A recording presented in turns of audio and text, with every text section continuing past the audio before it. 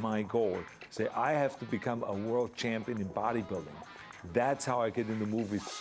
The 6-foot, 150-pound 15-year-old rapidly began to transform his body.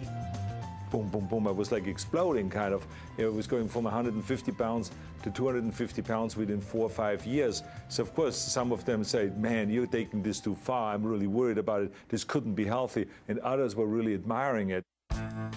As he began to win junior bodybuilding contests, his self-esteem grew as well. Here's a young guy, 17, 18, 19, winning titles, people applauding him. So that made him feel that he was special. And that's what gave him all the confidence to go ahead in life. After a compulsory 1-year stint in the Austrian army, Arnold moved to Munich in 1966. In short order, he won the Best Built Man in Europe and Mr. Europe. He met and trained with his idol, Reg Park, and learned Park's training regimen. Then, in the 1967 Mr. Universe contest, the self-proclaimed Austrian oak blew everybody off the stage. At just 20 years old, Arnold Schwarzenegger became the youngest Mr. Universe in history. Joe Weider, who was building a fortune with men's muscle magazines and health products, sent Arnold a telegram inviting him to compete in the American version of the Mr. Universe competition in Miami. Weider also sent him airfare, Arnold's literal ticket to America. I remember I came over here with no money, with just a gym bag. And I was received with open arms. I saw for the first time the generosity of the American people. In Miami, Arnold was in for a shock. He was the biggest, but not the best. He was a well-built guy, but I knew he wouldn't win because he was too bulky. In Europe, they trained for size instead of for definition and proportion and beauty. After Arnold lost the competition, he vowed it wouldn't happen again.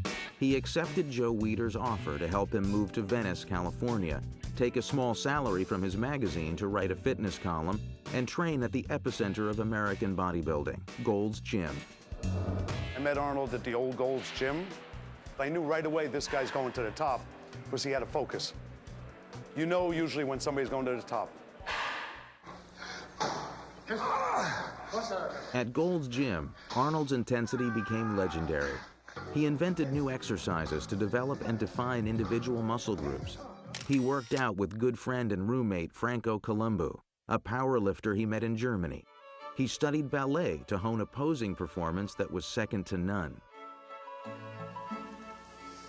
That's the idea.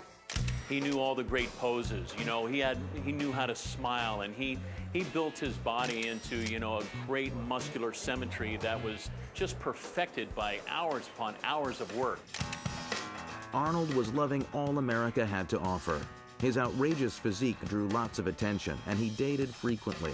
He enrolled in college business courses and used his growing fame to launch a fitness-oriented mail-order business. The key thing for me was to educate myself and to understand and learn everything about America and how America operates, the whole economic system, the way that democracy works over here, all of those things I wanted to learn.